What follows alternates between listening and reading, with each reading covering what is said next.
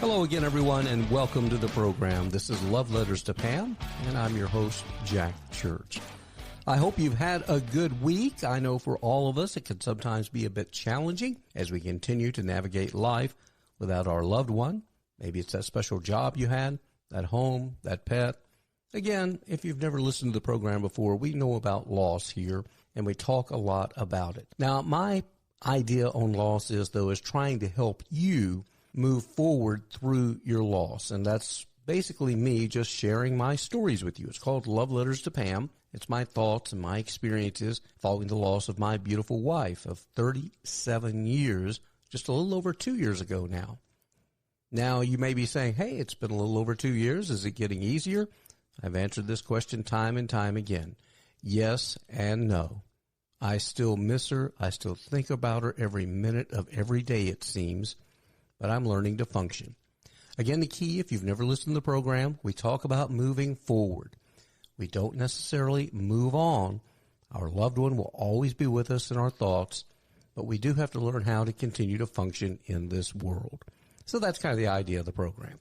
Also, I want to again thank all of you who continue to be monthly contributors to this program, and I want to encourage you that are listening that if you find it in your heart to contribute, we certainly do appreciate that. I've got some big ideas for the future, but I still need a little bit more funding. So any help is always greatly appreciated. And again, if you can't give, we certainly understand. I mean, gas is what, $5 a gallon in a lot of parts of the country. So I certainly understand that as well. Now, I want to talk with you about three different things.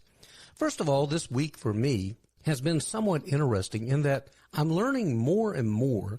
And I've talked about this a little bit in the past, that I'm having some issues with focus. Now, when I say focus, I'm talking about being able to, be given a project or a task at hand and follow it through to the end. Now, I used to be pretty good at this, especially when I was in television. I was a television weather guy. I would go in every afternoon about 1:30, 2 o'clock, start putting the charts together. Then I would start building the maps. Thinking about the story I was going to tell. I always said it's a weather story that you're presenting to the viewer. And then I'd go out there and do it 4 or 5 times a night. No problem, right? Well, I found of late, though, that when I'm given a project, I'm no longer in television, that sometimes I have problems following through. Now, it's not intentional. It's more of just, it doesn't get done. My focus just isn't there. And it's really been kind of bothering me lately as to why I can't seem to take on large tasks and complete all the steps that are going to be necessary. And I'm sure some of you can relate to this.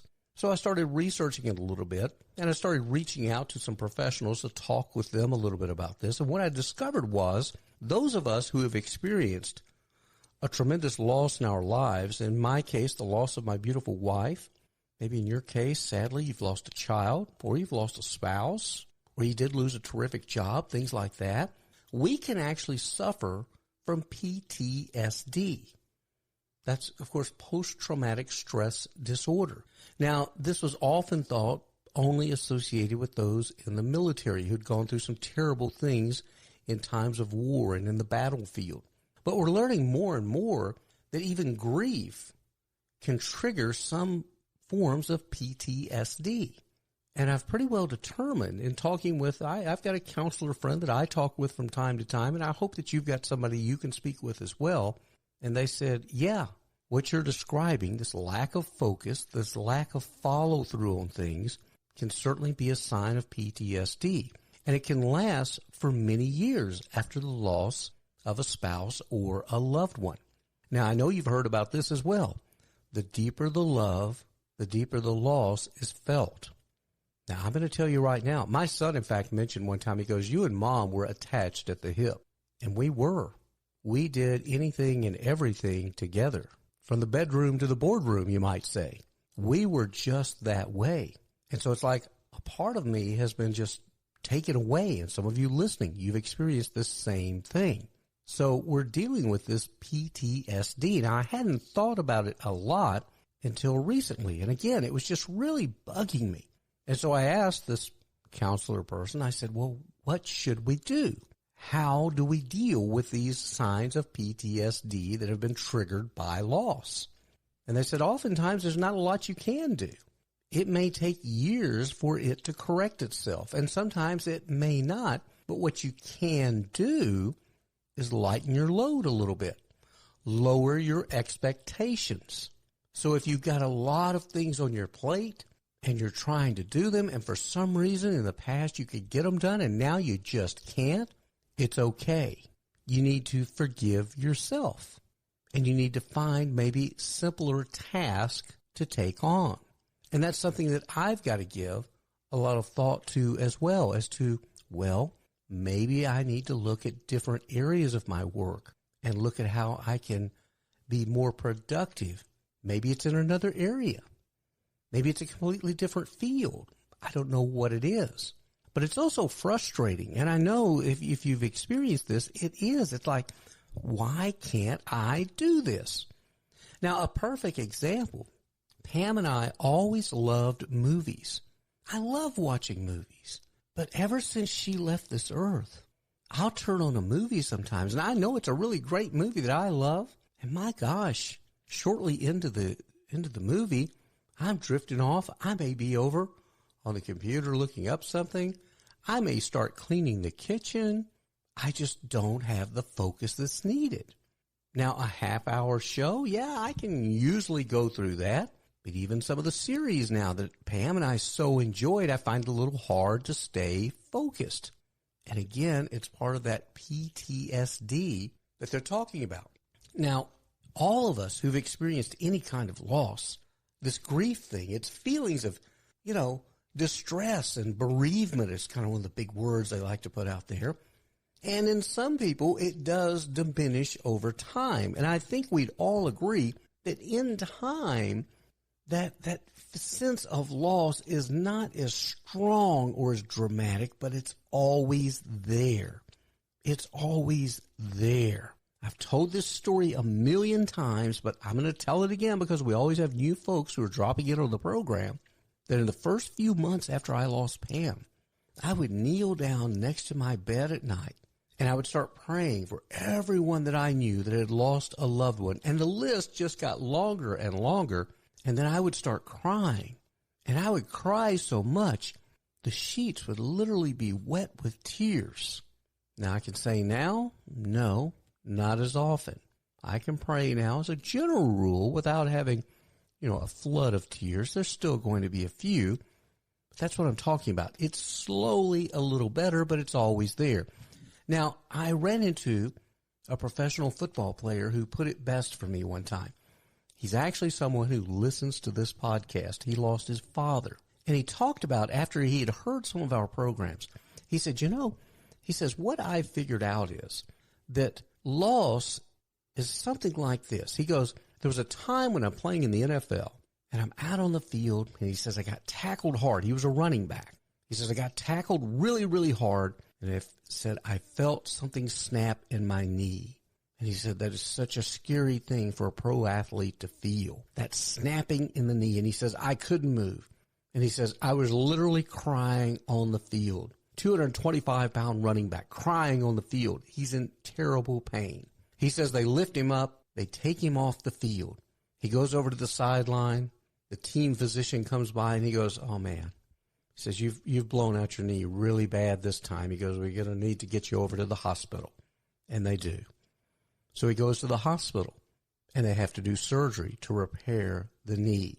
And he says the knee is repaired. He then goes through rehab for several months. He misses the rest of the season, he tells me. But then the next season, he's back out on the field. And he says he was able to perform again. But he says, you know what? He says, I never forgot that injury to my knee. He said, even though the knee had been rehabbed and I was back on the field, he said, I still had that kind of a pit in my stomach that it's still there. It still happened. There's still that scar left on my knee from the surgery, but I'm able to still perform. And he said, maybe not at the same level I did before, but I'm able to perform. Now, can we all relate to that? This loss we've experienced, I would love to tell you it's going to go away and never be part of your life again, but it's not. It's one of those battle scars of life that we've picked up, and it's always going to be there. But we too learn how to get back on the playing field, and we learn how to keep moving forward. It may not be near as joyful as it used to be, but we really don't have a choice other than to keep pushing forward. And again, that kind of relates to the PTSD.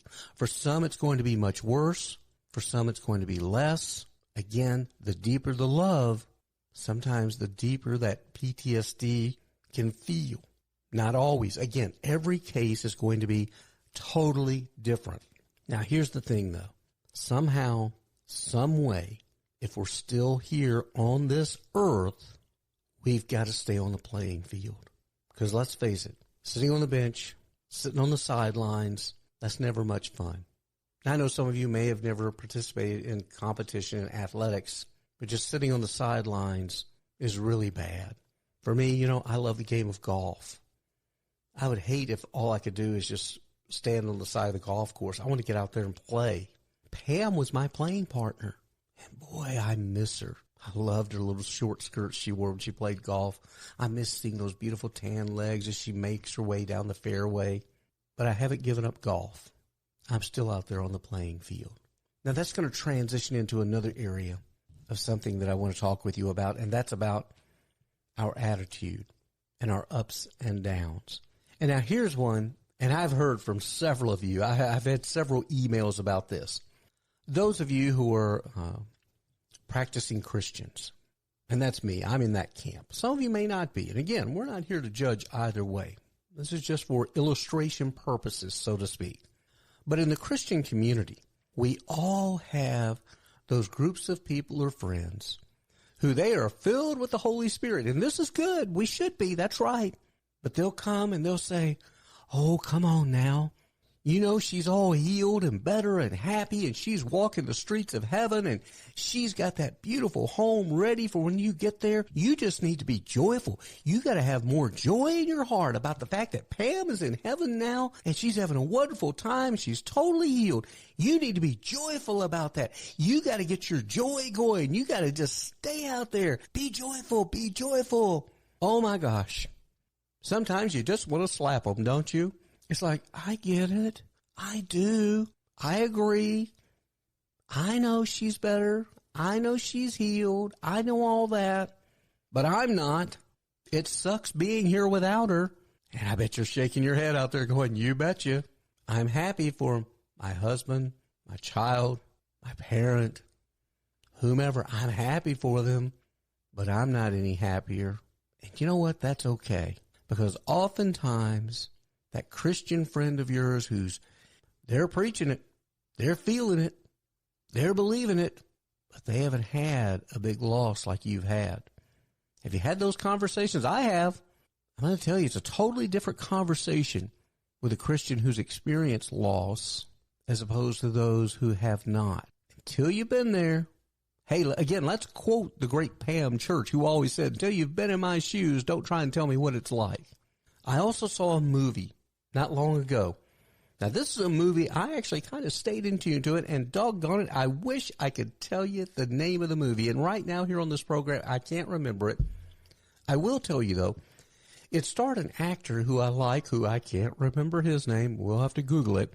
But he was one of the movies I saw him in is where he was like a lobbyist for the tobacco industry, of all things. And it was kind of a dramedy on how he was defending the tobacco industry. So you could maybe look that up and find that movie. It's a fairly new movie. Anyway, he had another movie that came out after that I watched. And this is one that I watched from beginning to end. And what it was a story of him, a younger guy, like many of us, I think he was maybe in his 40s, who lost his wife. He then wrote a self-help book about how to get through grief. He then went out on the road and gave talks about how you can keep going and go, and rebuild your life after loss. And, I guess to some degree I do that with this podcast as well, but I'm also pretty transparent with you in saying that while I get a little better at times, I'm still not doing that great a lot of times. And in this movie, He had this great facade. Everyone thought he was doing wonderful. And as you watch the movie, it seems like he's doing fine. And when I'm watching it, I'm going, wow, I wish I could be like that. Well, then finally he meets a woman who then starts to, as they say, peel back the layers of the onion. And then he starts to realize there's a problem with everything that he's putting out there. The fact was, he had never properly grieved for the loss of his wife. He had not allowed his body and his mind to feel the pain of that loss because he was so intent on avoiding it and trying to tell others how they can avoid it. And here's the deal. It's unavoidable, and it's not healthy. I've heard from men who've sent me emails on this program, and they've talked about, I just don't think I should cry. Yes, you should. Crying, trust me, guys and girls. Some of you may not want to cry.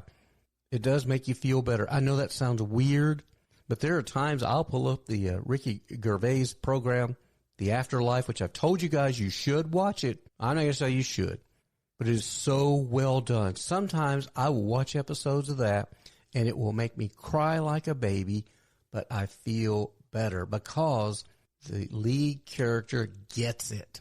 And I like that.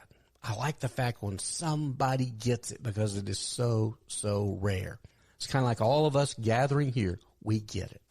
Well, time's running short. I try to keep these programs short because otherwise people with the attention spans of squirrels, they tune out. And I need you to continue to share this program. Please, please, please, if you will. I want to take this on a different level. I'm not saying that I'm God's gift to talking about grief and loss, but I do think the messages are important, and we need to get them out there and keep the conversation going. So please share this podcast with others, encourage them to listen, and leave reviews with your favorite podcast provider. So that's about it for this day. I do hope that you can make it a great day, and as we like to say, make it a better tomorrow. We'll talk again soon. Bye now, everyone.